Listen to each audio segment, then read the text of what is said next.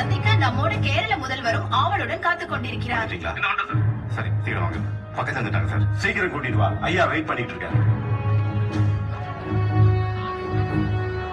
வாயா, தள்ளுங்க, வழி விடுங்க. இருங்கப்பா, தள்ளாதீங்க, தள்ளாதீங்க, இருங்க.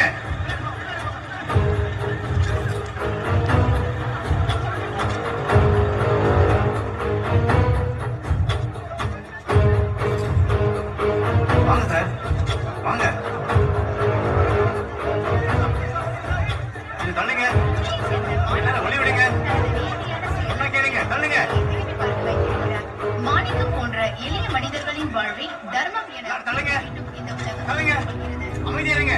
Praise the Lord, Father. Praise the Lord, மாணிக்கம். மக்கள் மனசில் உனக்கு கோயில் கட்டிட்டாங்க.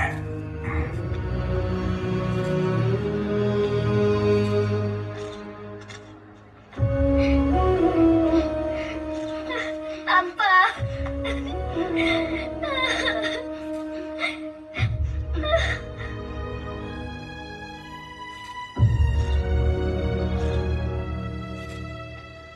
ഫംഗ്ഷൻ എത്ര മണിക്കാണ്?